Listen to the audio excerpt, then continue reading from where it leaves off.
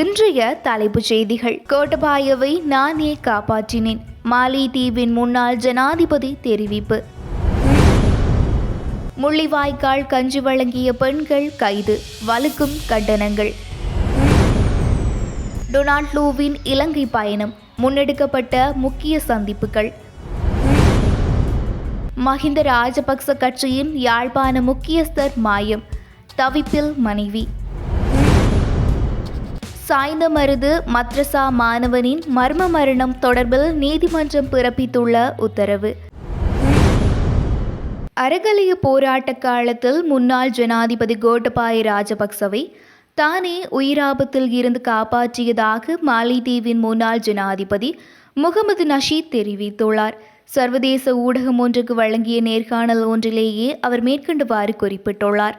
அவர் மேலும் கூறுகையில், நீண்ட காலமாக பாதுகாக்கப்பட்ட இலங்கையின் ஜனநாயகம் குறித்த பெருமைக்கு ஆபத்தை ஏற்படுத்தும் விதத்தில் அறகலைய போராட்டம் நடந்தது. இதன்போது இலங்கை ஜனாதிபதியொருவர் அடித்துக் கொள்ளப்படுவதை தடுப்பதற்காக 2022 ஜூலை மாதம் 12ஆம் திகதி அவர் தப்பியோடுவதற்கு உதவி செய்தேன். வேறு பல நாடுகளைப் போல இலங்கை ஒருபோதும் சதிப்புரட்சியை எதிர்கொண்டது இல்லை. உள்நாட்டு யுத்தத்தின் போது கூட இலங்கை தேர்தல்களை தவறவிட்டது இல்லை. நாடு எப்போதும் தேர்தல் மூலமே அதிகார மாற்றத்தில் ஈடுபட்டுள்ளது. மேலும் இலங்கையில் ஜனாதிபதி ஒருவர் ஒருபோதும் தாக்கப்பட்டு படுகொலை செய்யப்படவில்லை. அவர்கள் ஒருபோதும் ஜனாதிபதியை கைது செய்ததும் இல்லை. அதேவேளை நான் எனது ஜனாதிபதி காலத்தில் எதிர்கொண்டது போன்ற நிலைமை இலங்கையில் காணப்பட்டது. கொழும்பு அதனை எதிர்கொள்வதை நான் விரும்பவில்லை. ஆனால் இன்றும் அதே அரசாங்கம் பதவியில் உள்ளது. ஜனாதிபதி மாத்திரம் தான் மாறியுள்ளார். 2009 யுத்தத்தை முடிவிற்கு கொண்டு வருவதற்கு பயன்படுத்தப்பட்ட துப்பாக்கிகள் மற்றும் துப்பாக்கி குண்டுகள் இன்றும் அப்படியே இருக்கின்றன. எனவே நான் மாலேயில் எதிர்கொண்ட விடயங்கள் கொழும்பிலும் இடம்பெற்றால் தென்னாசியா முழுவதும் அது எதிரொலிக்கும். மேலும் தென்னாசியா தப்பி பிழைக்காது என நான் கருதினேன். அத்தோடு இலங்கை மக்கள் வேறு ஒரு அரசியல் ஏற்பாட்டை செய்து கொள்வதற்கு உதவுவதற்கான சந்தர்ப்பம் எனக்கு கிடைத்துள்ளதாக நான் கருதினேன். ஆகையால் எனது மனதில் கோட்டபாய ராஜபக்ச பதவி விலகுவது வேறு எதனையும் விட முக்கியமானதாக காணப்பட்டது. ஜனாதிபதி அந்த காலகட்டத்தில் பதவி விலக தயாராக இருக்கவில்லை. அவர் அதிக வலுவானவராக காணப்பட்டார். அது மாத்திரமின்றி அவரின் கட்டுப்பாட்டின் கீழ் படையினர் காணப்பட்டனர். இந்த நிலையில் இராணுவம் தலையிட முடியாது என எப்படி நான் எதிர்பார்க்காமல் இருக்க முடியும் என நான் கேள்வி எழுப்புகின்றேன் என குறிப்பிட்டுள்ளார். தமிழின படுகொலை நினைவேந்தல் வாரத்தின் ஆரம்ப நாளான நேற்று முன்தினம் முள்ளிவாய்க்கால் கஞ்சி வழங்கிய 3 பெண்கள் கைது செய்யப்பட்டமை தொடர்பில் கண்டனங்கள் வெளியிடப்பட்டுள்ளன. இதன்படி இலங்கையில் சமத்துவம் மற்றும் நிவாரணத்திற்கான பேள் எனும் மக்கள் அமைப்பு காவல்துறையினரின் நடவடிக்கைக்கு எதிராக நேற்று கண்டனம் வெளியிட்டுள்ளது. இவ்வாறான கைது நடவடிக்கைகள் தமிழர் தாயக பகுதிகளில் தொடர்ந்தும் முன்னெடுக்கப்பட்டு வரும் பின்னணியில் நல்லிணக்கம் தொடர்பில் தற்போதைய அரசாங்கம் வெளியிடும் கருத்துக்களின் பின்னணியில் உள்ள போலித்தன்மை புலப்படுவதாக அந்த அமைப்பு சுட்டிக்காட்டியுள்ளது. திருகோணமலை சம்பூர் காவல்துறை பிரிவில் உள்ள சேனையூர் பகுதியில் முள்ளிவாய்க்கால் கஞ்சி வழங்கிய 3 பெண்கள் வலுக்கட்டாயமாக காவல்துறையினரால் கைது செய்யப்பட்டனர். சேனையூர் பகுதியில் முள்ளிவாய்க்கால் கஞ்சி வழங்கிய குற்றச்சாட்டின் கீழ் குறித்த 3 கைது செய்யப்பட்டு சம்பூர் காவல் நிலையத்தில் தடுத்து வைக்கப்பட்டுள்ளனர். இந்த நிலையில் குறித்த கைது நடவடிக்கையினை வன்மையாக கண்டிப்பதாக பேள் அமைப்பு தெரிவித்துள்ளது. அந்த அமைப்பின் உத்தியோகபூர்வ எக்ஸ் தளத்தில் வெளியிடப்பட்டுள்ள பதிவிலேயே இந்த விடயம் குறிப்பிடப்பட்டுள்ளது. அந்த பதிவில் மேலும் குறிப்பிடப்பட்டுள்ளதாவது, 15 ஆண்டுகளுக்கு முன் படுகொலை செய்யப்பட்டவர்களை நினைவு கூறும் முகமாக முள்ளிவாய்க்கால் கஞ்சி வழங்கப்படுகின்றது. இலங்கையில் நல்லிணக்கம் தொடர்பான பேச்சுக்களை அரசாங்கம் முன்னெடுத்து வருகின்றது. எனினும் தமிழர்கள் மீதான அடக்குமுறைகளும் கைது நடவடிக்கைகளும் இன்றும் தொடர்கின்றன. தமிழ் மக்கள் நினைவேந்தல்களை முன்னெடுக்கும் போது காவல்துறையினர் தொடர்ந்தும் அடக்குமுறைகளை ஆயுதமாக பயன்படுத்துகின்றனர். கடந்த ஆண்டு இதே காலப்பகுதியில் முல்லைத்தீவில் உள்ள இராணுவத்தினர் வெசாக் பண்டிகைக்கான பானங்களையும் உணவுகளையும் குறித்த பகுதியில் விநியோகித்திருந்தனர்.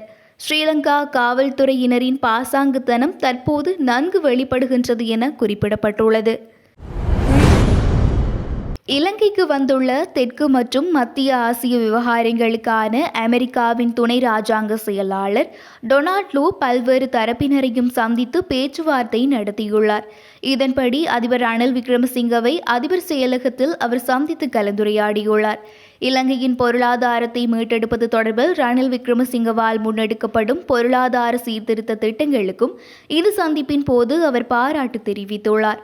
ஆசிய நாடுகளுடனான இருதரப்பு ஒத்துழைப்பை வலுப்படுத்தும் நோக்கில் தெற்கு மற்றும் மத்திய ஆசிய விவகாரங்களுக்கான அமெரிக்காவின் துணை ராஜாங்க செயலாளர் டொனால்ட் லூ கடந்த 10ஆம் திகதி தனது 5 நாள் பயணத்தை ஆரம்பித்திருந்தார். இந்த நிலையில் இந்தியாவுக்கான பயணத்தை நேற்று முன்தினம் நிறைவு செய்து நேற்று இலங்கையை வந்தடைந்த அவரை இலங்கைக்கான அமெரிக்க தூதுவர் ஜோலி சங் வரவேற்றுள்ளார். இதனைத் தொடர்ந்து டொனால்ட் லூ அதிபர் ரணில் விக்ரமசிங்கவை சந்தித்து கலந்துரையாடியுள்ளார். அத்துடன் குடிசார் அமைப்புகளின் பிரதிநிதிகளை சந்தித்துள்ளார்.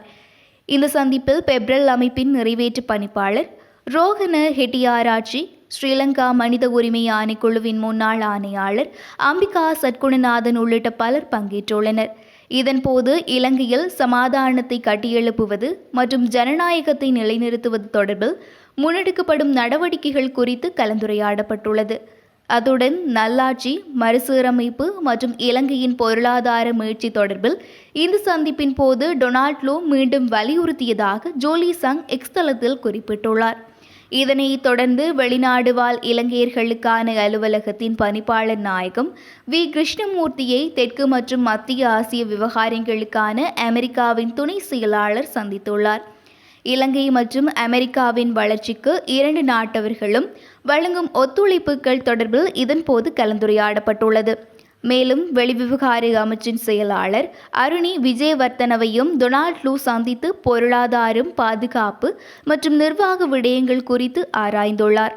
இதேவேளை எதிர்க்கட்சித் தலைவர் சஜித் பிரேமதாசவையும் தெற்கு மற்றும் மத்திய ஆசிய விவகாரங்களுக்கான அமெரிக்காவின் துணை ராஜாங்க செயலாளர் நேற்று சந்தித்துள்ளார்.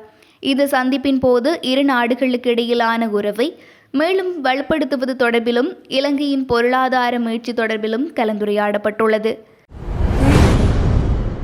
மஹிந்த ராஜபக்சவின் ஸ்ரீலங்கா பொதுஜன பெரமுன கட்சியின் யாழ் வட்டுக்கோட்டை தொகுதி அமைப்பாளர் காணவில்லை என தகவல் வெளியாகியுள்ளது. இவர் கடந்த 5 தினங்களாக காணவில்லை என அவரது மனைவி வட்டுக்கோட்டை போலீஸ் நிலையத்தில் முறைப்பாடு செய்துள்ளார். வட்டுக்கோட்டை பகுதியை சேர்ந்த திரிலோகநாதன் என்பவரே இவ்வாறு காணாமல் போயுள்ளதாக அவரது மனைவி தெரிவித்துள்ளார். இதேவேளை மொட்டு கட்சியின் தீவக தொகுதி அமைப்பாளர் வெளிநாட்டிற்கு அனுப்பி வைப்பதாக யாழ்ப்பாணத்தை சேர்ந்த இளைஞன் ஒருவரை ஏமாற்றி 9,50,000 ரூபாயை மோசடி செய்த குற்றச்சாட்டில் யாழ்ப்பாண போலீசாரால் கைது செய்யப்பட்டுள்ளார். அம்பாறை மாவட்டம் சாய்ந்தமருது மத்ரஸா மாணவனின் மர்ம மரணம் தொடர்பில் சந்தேக நபரான மௌலவியை 14 நாட்கள் விளக்கமறியலில் வைக்குமாறு கல்முனை நீதவான் நீதிமன்றம் உத்தரவிட்டுள்ளது. குறித்த வழக்கானது நேற்று கல்முனை நீதிமன்ற நீதவான் MSM சம்சுதீன் முன்னிலையில் விசாரணைக்கு எடுத்துக் கொள்ளப்பட்ட நிலையில் மௌலவி உட்பட CCTV காணொளிகளை அளித்த குற்றச்சாட்டில் கைது செய்யப்பட்டு பிணையில் விடுதலையாகிய 4 சந்தேக நபர்களும் மன்றில் முன்னிலைப்படுத்தப்பட்டனர். இதன்போது கடந்த தவணைகளில் விளக்கமறியலில் வைக்கப்பட்டிருந்த CCTV காட்சி உள்ளடங்கிய முக்கிய தடய பொருட்களை அளித்த குற்றச்சாட்டு அடிப்படையில் கைதான 4 சந்தேக நபர்களை கடும் நிபந்தனையின் கீழ் பிணையில் விடுதலை செய்யப்பட்ட நிலையில் நேற்று மன்றில் முன்னிலையாக இருந்தனர். பின்னர் இரு தரப்பினரின் வாத பிரதிவாதங்களின் பின்னர் சந்தேக நபரான மௌலவியை 14 நாட்கள் விளக்கமறியலில் வைக்குமாறு உத்தரவிட்டார். மேலும் சந்தேக நபரான மௌலவிக்கு விளக்கமறியல் நீடிக்கப்பட்டு எதிர்வரும் மே மாதம் 27ஆம் திகதி வரை வழக்கினை ஒத்திவைக்குமாறு கல்முனை நீதவான் உத்தரவிட்டமை குறிப்பிடத்தக்கது. இத்துடன் எமது காலை நேர பிரதான செய்திகள் முடிவடைகின்றன.